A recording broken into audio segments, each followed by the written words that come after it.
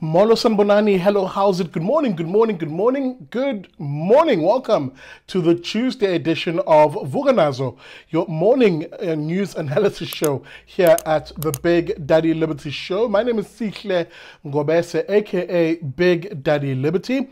I'll tell you what, if you want to get in touch with me, find me on my website. That's at www.bigdaddyliberty.com. And with that being said, you can make a contribution to the show. It helps us keep going here on the BDL show in terms of helping me hire the editors and hopefully the journos. We will have our own correspondents here who bring us the news. But you can do that, of course, by finding all of that information at the bottom of our website. And you can see how you can contribute as little as 100 Rand to 150 Rand per month. With that being said, how about we get straight into the news? All right, we begin here this morning at a story which really shocked South Africans. The Denny mushroom plant, that's the mushroom providers who basically cater to 50% of South Africa's mushroom needs and demands, went up in flames. But don't take it from me sitting here in studio. I physically went to the Denny factory and this is what I found. All right, folks, I'm outside the Denny factory here in eShongweni, which is just outside of Durban, where you'll know that the factory, the mushroom producing factory slash farm, has been gutted allegedly by its workers in an act of arson after, of course, a protracted wage dispute which saw the workers embark on industrial action. Of course, the final offer that had gone out to workers was a 7% wage increase, which is said, and again I'm using this sort of language of is said, of allegedly, because the matter is still currently under investigation, of course, but allegedly the majority of workers had accepted that final offer of 7%, and it's said, of course, or it's alleged, that it was only a few workers who, upon rejecting that offer, allegedly then set fire to the factory. And this is exactly the effects of that. You can see those images, of course, of the factory absolutely gutted, leaving as many as 300 employees in limbo, wondering whether they even have jobs. With that being said, I want to show you those visuals of just how intense that fire is, as at the time of recording this, the police were yet to conduct an investigation.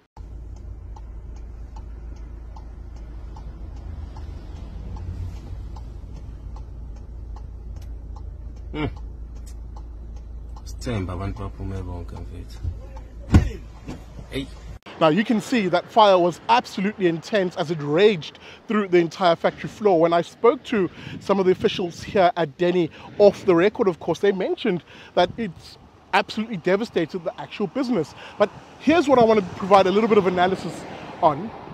On the Big Daddy Liberty Show, we spoke about the issue of the relationship between workers and employers in this country. You'll remember that conversation, we had it in the context of the Patco drivers in Gauteng, the 1,000 or so drivers who had down tools over there. And I mentioned on that episode that the major issue we're facing in this country is unions, those leftist-orientated unions who basically instill a culture, an adversarial culture between workers and employers, a culture which is absolutely toxic to industrial relations in this country. And why? Well, in the sense of, well, the outcome of that adversarial or conflict-laden relationship is this one, where workers who are aggrieved then believe that embarking on a campaign of wanton destruction is justified insofar as their particular goals. What is the justification of this? Who begins to explain to those 300 families who now have to go without an income as to why mommy or daddy is out of employment? And insofar as Denny, the mushroom factory, it even becomes more compounded when you consider 80% of its employees were actually women who likely were providers for their families. So it simply is an equation like this one. You get to decide, dear South African, what the path of this country will be. Is it one defined by the status quo of a leftist gaggle in unions and the political elites who, on the one hand, destroy the economy and at the most microcosm level destroy the very factories? Or do we choose an alternative path, where one which is market driven, where both labor and employers understand the importance of inclusive growth, the importance of preserving life, liberty and property in particular, so that people can actually prosper together? The choice will always be ours, but insofar as Denny, the mushroom factory, those workers have no choice right now.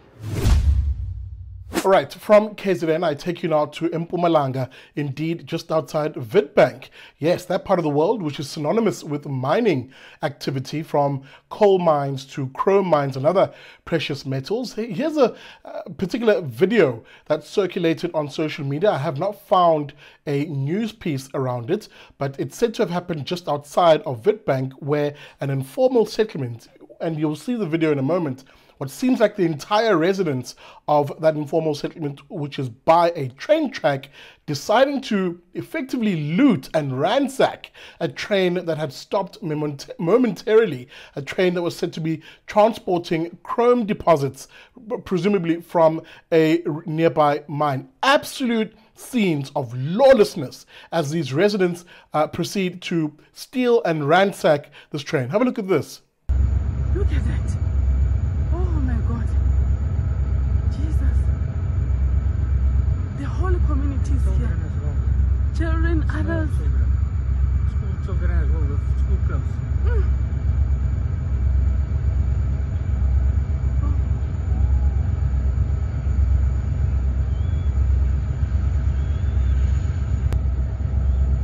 Security and police, they are being overpowered by these people.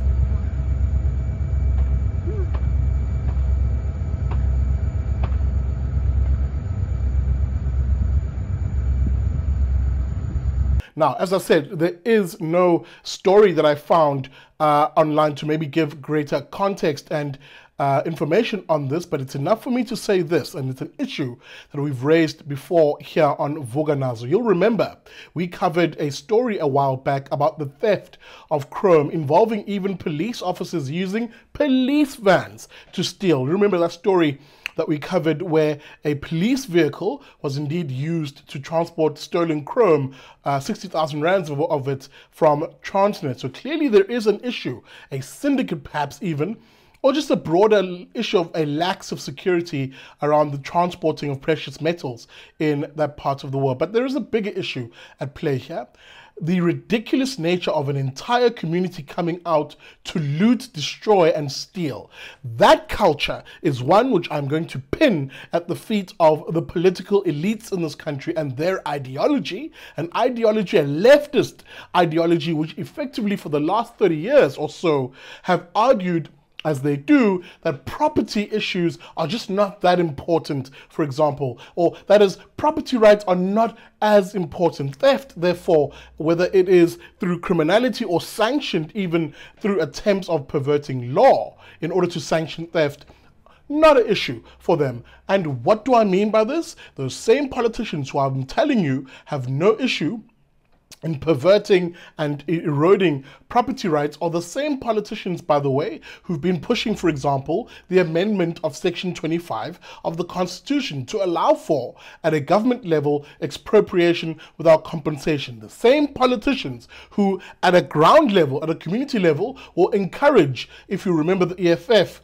out in just outside Johannesburg, encourage land invasions, theft of property via the way of land. Same politicians, by the way, who then will look at an incident like this one and not even bat an eyelid. Why? Because it's just property. They'll probably tell you there is a toxic culture in this country of the kind of status quo leftist politicians who do not respect property rights. And the effect of that is images such as these, where people feel almost entitled to helping themselves and stealing property that isn't theirs. A change, therefore, is drastically needed. One which orientates towards creating moving away from the leftist status quo to one of a liberal democracy which enforces the rule of law, secures property rights in particular, and of course respects life. A almost focus, if you will, on life, liberty, and property rights. Those are the ideas we advocate for here in this country, because it's those ideas that will prevent scenes like these.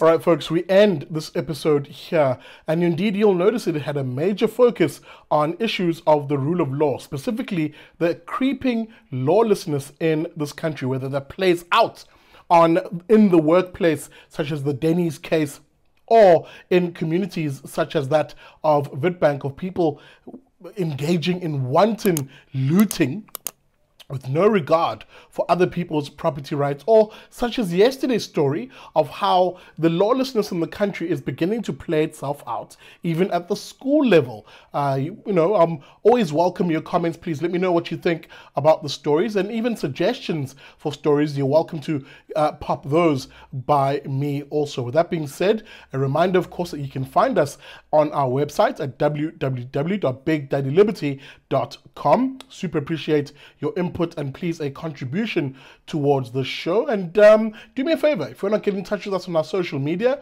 all of those details are in the descriptor of this video. With that being said, have a great Tuesday, and I'll see you tomorrow on another episode of Vuka Nazo.